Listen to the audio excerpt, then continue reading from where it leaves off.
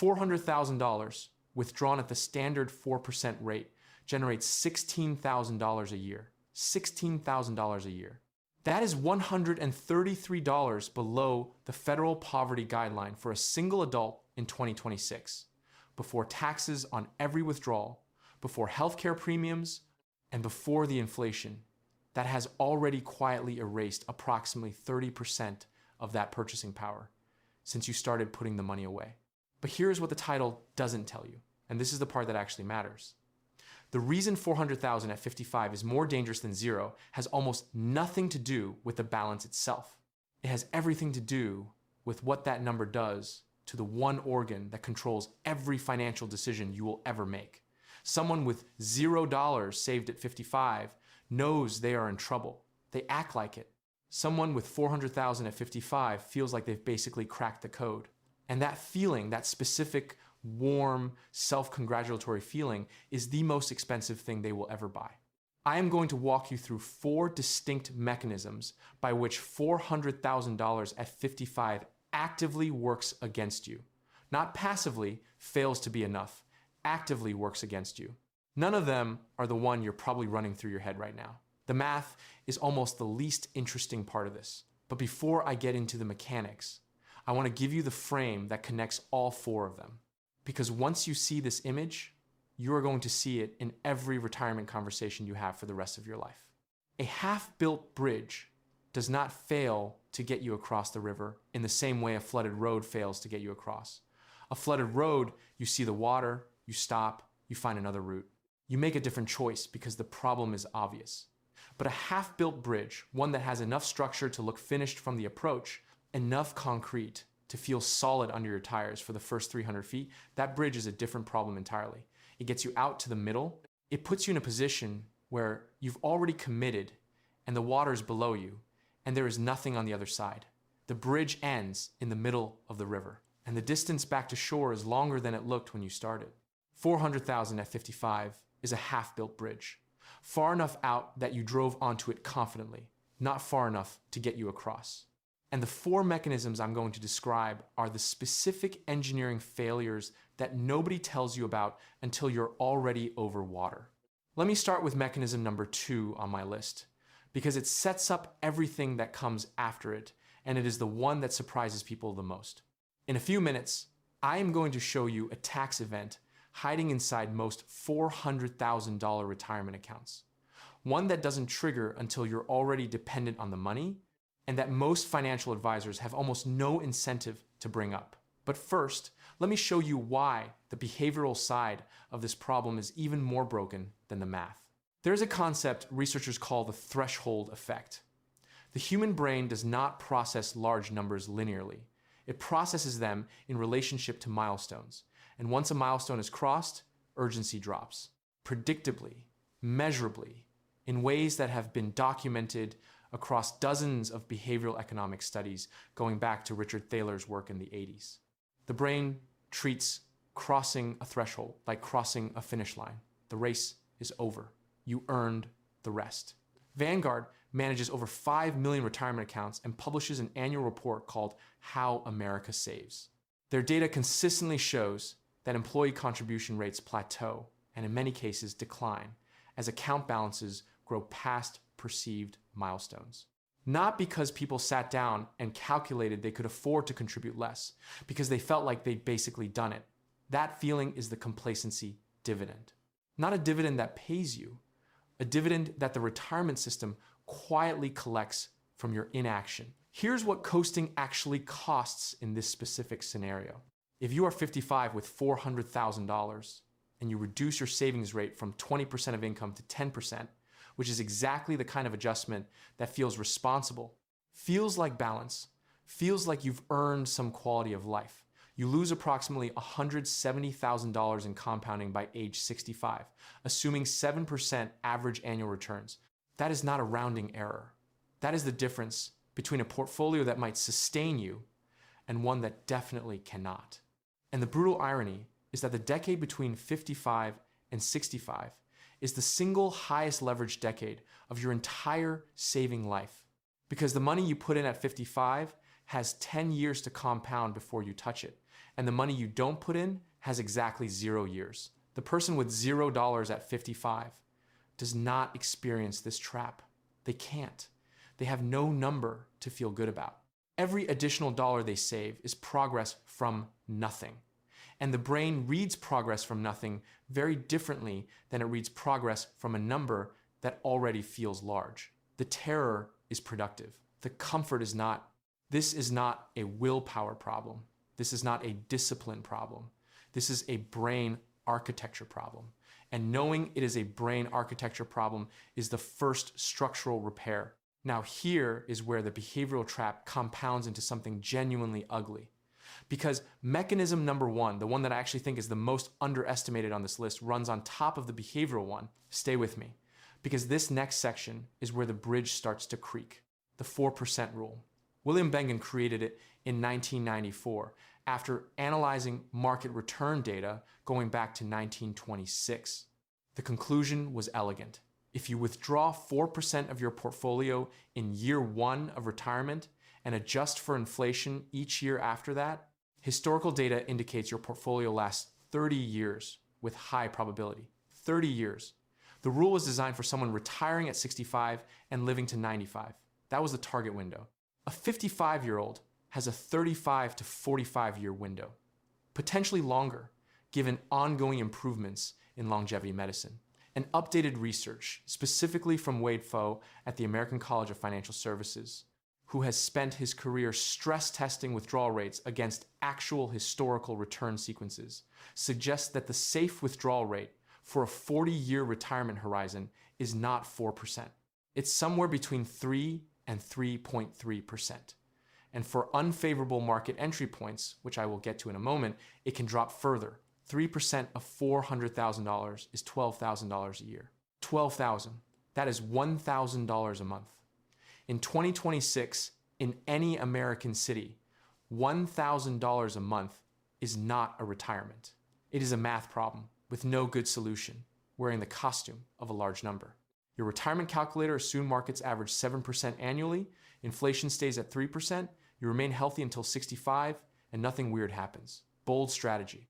But the 4% rule's failure at a 40-year horizon is actually the smaller problem.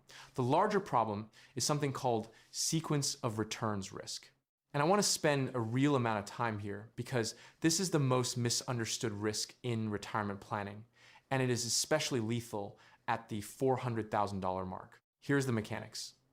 2 investors retire on the same day with the same balance, $400,000 each. They invest identically. Over the next 30 years, they earn the exact same average annual return, say 7%. One of them runs out of money at year 23. The other still has $200,000 left at year 30. The only difference between them is the order in which the good years and bad years arrived. The investor who got the bad years early runs out. The one who got the bad years late survives. Same average return. Completely different outcomes.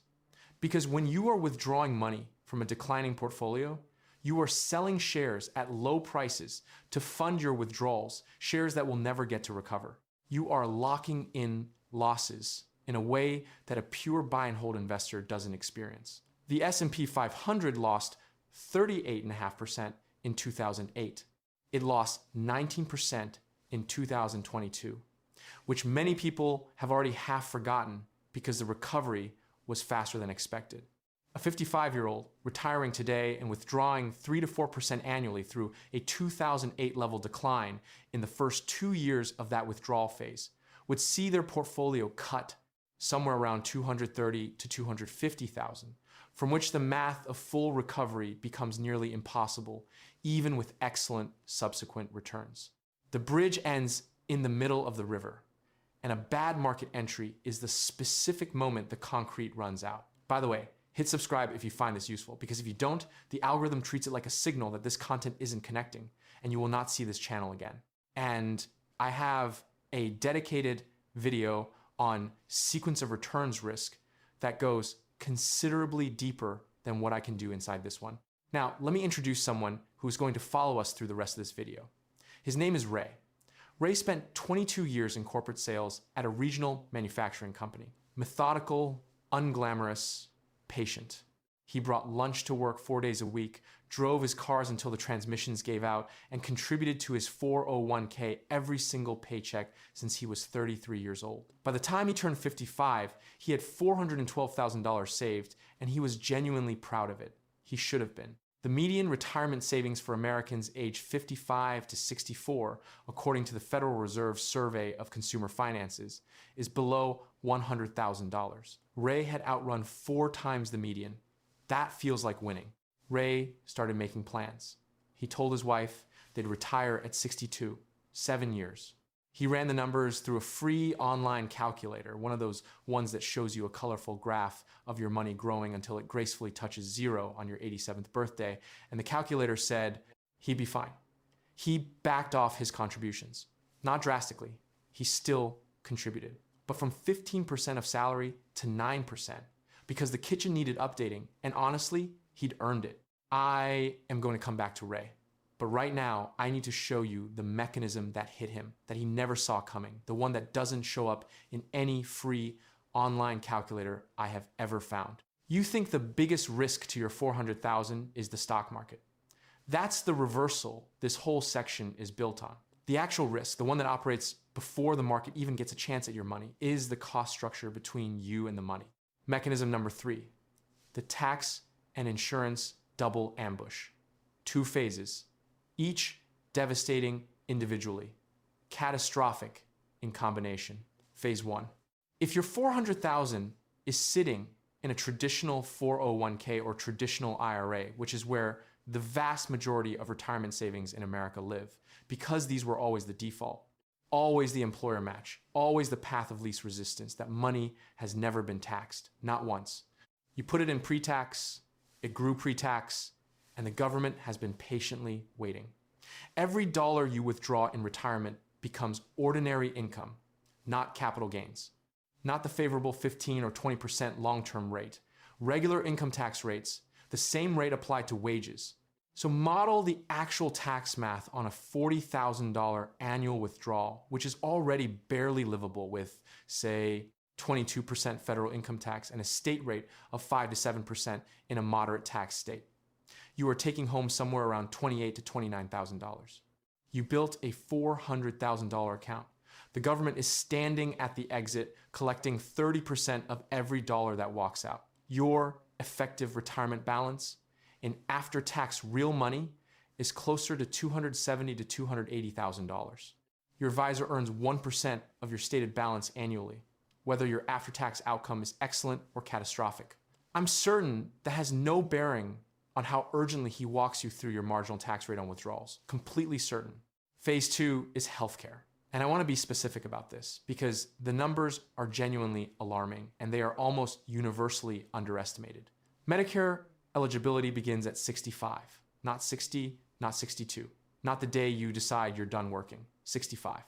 If you leave employer-sponsored health insurance before 65, whether by choice, by layoff, by health crisis, or by any of the other reasons that push people out of the workforce earlier than planned, you go to the ACA marketplace.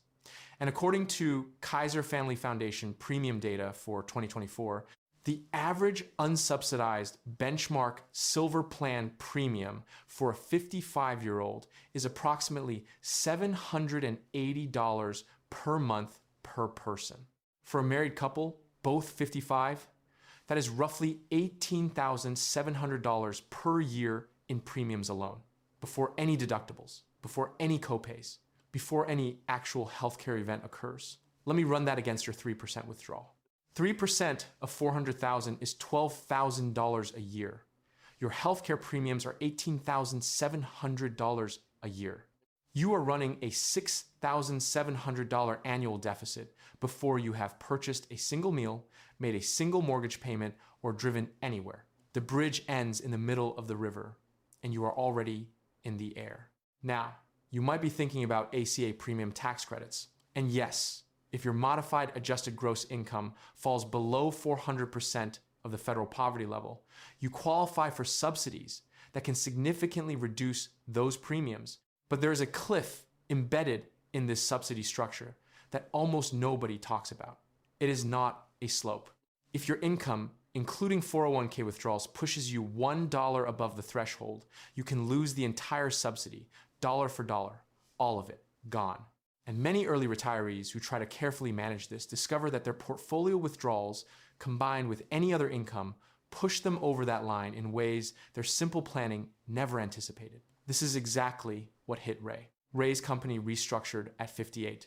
His position was eliminated with 10 months of severance. He had not planned to retire for another 4 years.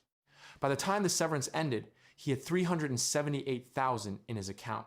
The market had given back some ground, and he had drawn down slightly during a brief period of underemployment.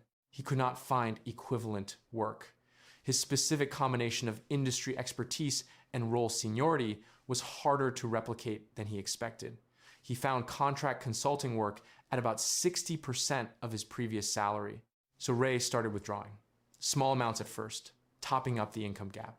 Fully taxable. Every dollar, ordinary income. His wife was 56. Still healthy, still working part-time at $28,000 a year. Their combined income, including his withdrawals, put them just above the subsidy cliff on the marketplace. Their premiums were unsubsidized, $16,400 a year for the two of them. The $400,000 bridge was collapsing under its own weight. Knowing these numbers and building a structured plan around them are two entirely different things. I had access to most of this information years before I understood how to act on it systematically. The gap between recognizing a problem and having a specific sequence response to it is exactly where most people's retirement quietly unravels. So I built something to address that gap. It is a digital book called The Exit Code. 8 chapters of analysis built on 50 years of actual retirement data, not speculation, not optimistic projections, real historical numbers, and what they tell you to do at each decision point. 2 of the chapters are directly relevant to everything I've covered so far in this video. The first is what I call the 58% rule. Research from the Employee Benefit Research Institute and corroborated by Voya Financial shows that somewhere between 50 and 60% of American workers retire earlier than they planned. Not because they wanted to, because something happened, a layoff, a health event, a caregiving responsibility, a corporate restructuring. Ray is not an anomaly. He's the statistical baseline. The exit code walks through the specific buffer structure you need so that a forced exit at 58 doesn't permanently destroy a plan that was built for 65. The second piece, directly relevant here, is the 4% trap and the dynamic withdrawal method that replaces it. It is a framework for adjusting withdrawal rates based on actual portfolio performance, current tax situation, and projected healthcare costs, rather than a fixed percentage applied blindly regardless of circumstances. It is the difference between driving confidently onto a half-built bridge and knowing before you commit whether the structure will hold your weight. You can get the exit code through the link in the description. It costs less than 1 dinner out, and unlike dinner, it doesn't stop working when you put it down. Now, mechanism number 4.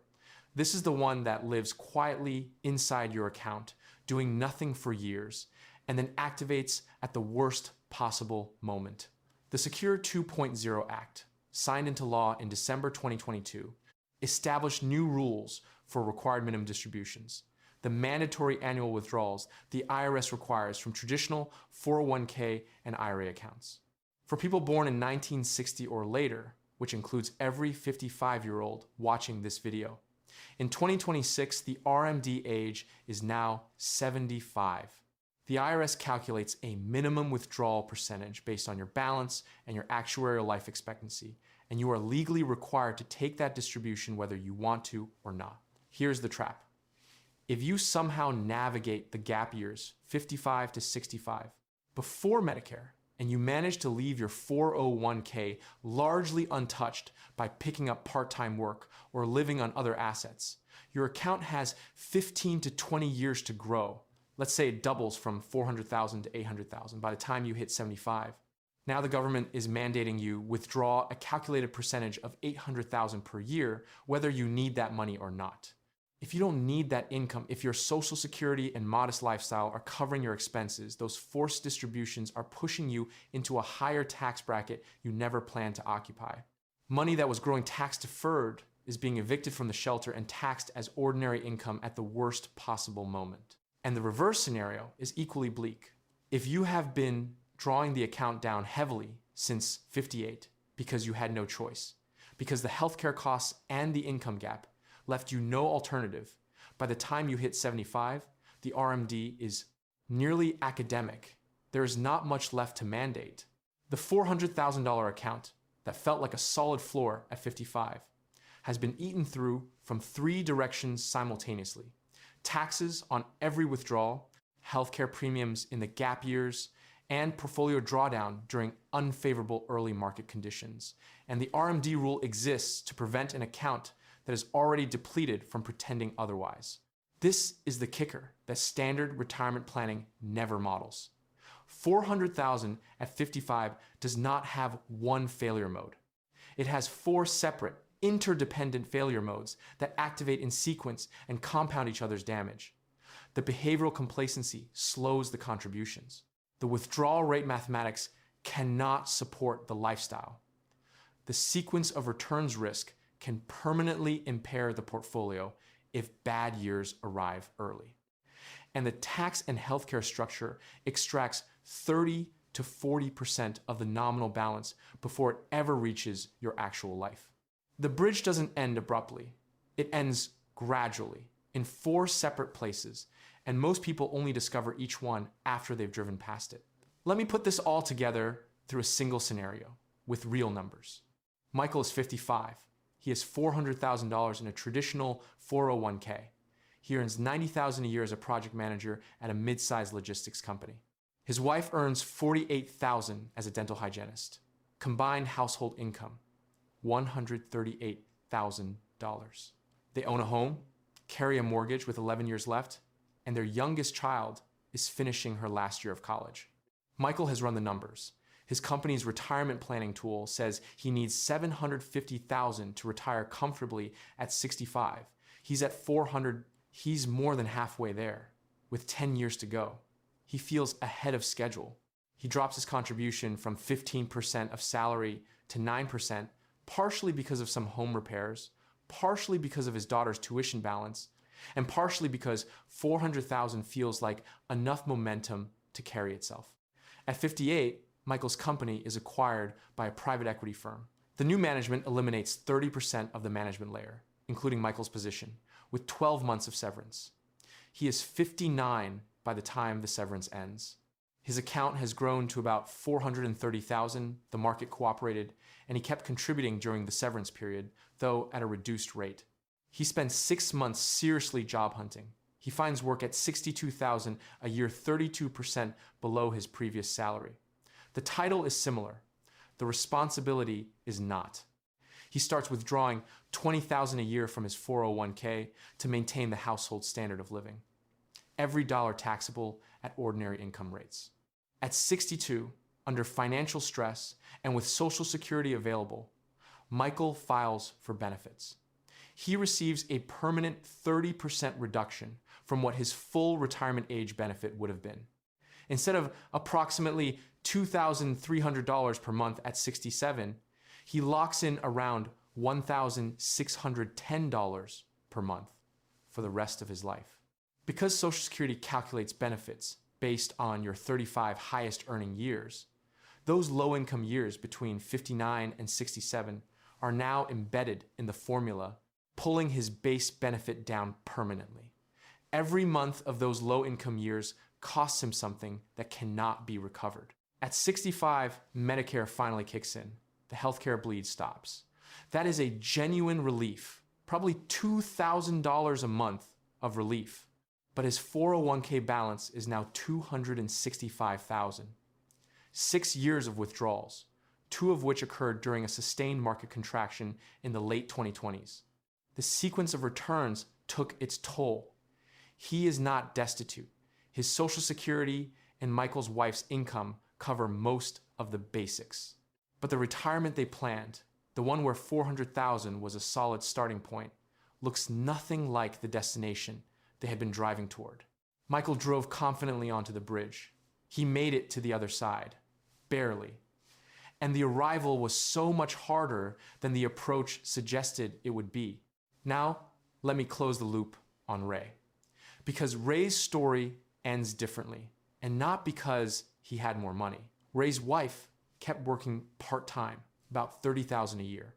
A tax attorney they hired, not a financial advisor, a tax attorney who specialized in retirement income structuring, looked at their situation and identified a 4-year window between Ray's forced retirement at 58 and when his wife planned to fully retire, during which their household income was low enough to execute Roth conversions at favorable tax rates. They converted $50,000 to $60,000 per year from Ray's traditional 401k to a Roth IRA, paying tax now at a lower bracket than they would have faced in retirement. 4 years of disciplined conversions shifted roughly $220,000 into a Roth account money that would grow tax-free and create no future RMD obligations. Ray waited until 67 to file for Social Security. His monthly benefit was $430 higher than if he had filed at 62 every month for life. Across an average retirement horizon, that differential is worth somewhere north of $80,000 in additional total payments. Ray is 71. He is not wealthy, but he is okay. He made it across the river. Not because he had more at 55, but because someone eventually showed him the specific structural problems in the bridge he was standing on, and the fix was not save more. The fix was sequencing, tax structure, conversion timing, Social Security coordination.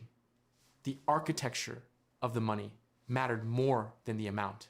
3 specific things you can do right now if you are sitting at or near $400,000 at 55.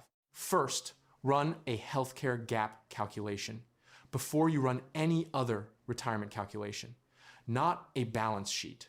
A specific premium estimate for your state and age bracket, assuming you lose employer-sponsored coverage tomorrow. The Kaiser Family Foundation publishes a free premium calculator if the annual unsubsidized cost of marketplace coverage for you and your household, added to your projected annual withdrawals at 3%, exceeds your total annual withdrawal capacity, which is your balance times 3%. You are standing on the portion of the bridge that doesn't reach the other side. Fix that structural problem before you worry about anything else.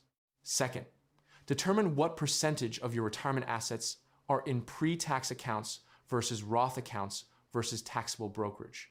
If more than 75% is in traditional pre-tax accounts, which is typical for people who follow the standard advice to max the 401k every year, you have a tax concentration risk that a financial advisor probably hasn't flagged, because flagging, it means recommending Roth conversions, which reduce the balance he charges fees on. Find a fee-only tax professional, not an asset manager, and model what annual Roth conversions would look like during any low-income windows you can identify in the next 10 years. Every dollar you convert at a lower rate now is a dollar the government cannot force you to withdraw at a higher rate later. Third, model a forced exit at 58, not 65. Build the spreadsheet. What does your monthly income look like if you lose your job at 58 and cannot find equivalent work? What are the tax implications of drawing from your account at that point? What happens to healthcare costs? What happens to your Social Security benefit if financial pressure forces you to file early? If that scenario is survivable without permanently destroying your income trajectory, your bridge has structural integrity. If that scenario ends with you locking in a reduced Social Security benefit for life while drawing down a portfolio through a potential market contraction, you now know exactly which structural repairs are needed before you drive any further out over the water. Lazy investing built more fortune than crypto memes. And the people who understood that weren't smarter. They weren't more disciplined. They simply looked down at what they were standing on before they got to the middle and realized it didn't reach the other side. The 400,000 isn't the problem. What you do with it and what you build around it in the next 10 years is the only question that matters.